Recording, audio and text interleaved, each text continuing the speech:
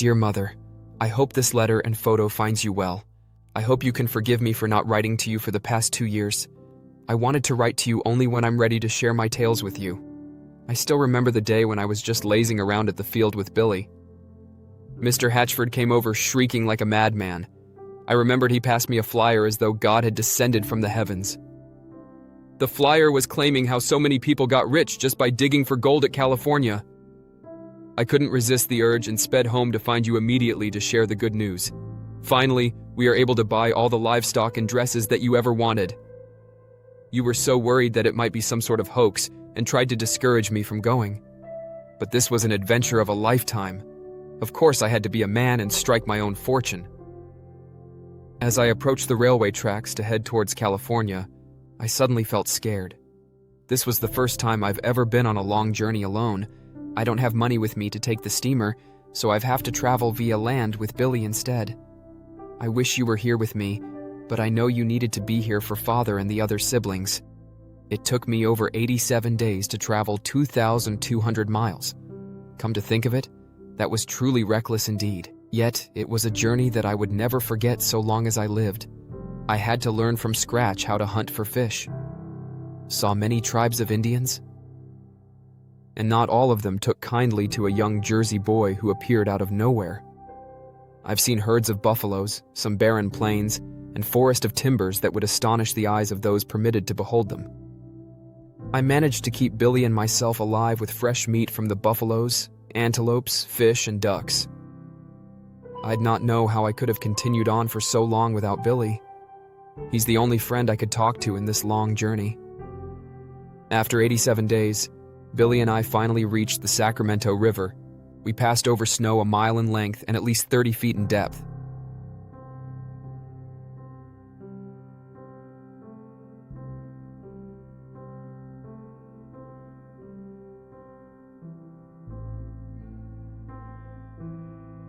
After a visit to the local prospecting store to get my supplies, I began to start cracking. The store owner shared stories of so many people finding gold as high as 12 ounces per day. Sadly, it was harder than it sounded. No matter how hard I worked, I didn't get much gold in the first few weeks. Later, I found out that not all are doing well here. Some went to the mines with the pick and shovel they never used before. When they didn't find any gold, they threw themselves in despair and claimed the gold bug was all a hoax. But I knew I had to make it. I've come too far to fail, so I've pulled myself together and started learning from the more experienced prospectors. I've even started my own sawmill as a side business. Since more people are going to arrive here for the gold, they will definitely need wood for construction and heating. After months of prospecting, one day I finally managed to uncover a 6-ounce gold nugget from the river. That was truly the happiest I've felt for the past few months since I've left home. All my efforts, all the hardships I encountered have finally been rewarded. I've made it. But it wasn't long before Billy fell sick due to the weather and could no longer walk. It hurt me deeply to know that my friend, who had been with me through all this hardship, was going to leave me. I never forgot the day I buried Billy. I wished I had spent more time with him. No amount of gold could cheer me up. Now, as I take a photo to send to you, I wonder, was the gold worth all this effort, all this pain, and all this time? As I look at my watch, I realized that perhaps the greatest treasure was never the gold. The real gold was always the amazing journey, and Billy who kept me company all this while. I wish that you and the family had came on this journey with me, but I hope to return after a few months and can tell you more. I must now close with my sincere regards and remain affectionately, your son.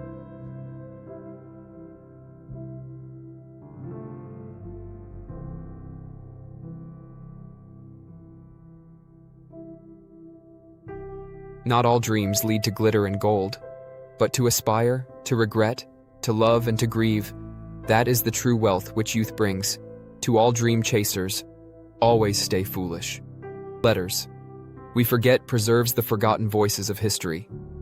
Ordinary people who lived, loved, and endured extraordinary times.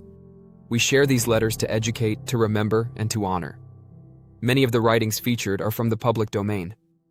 For more recent works, we use short excerpts or creative reinterpretations under fair use for educational and historical storytelling.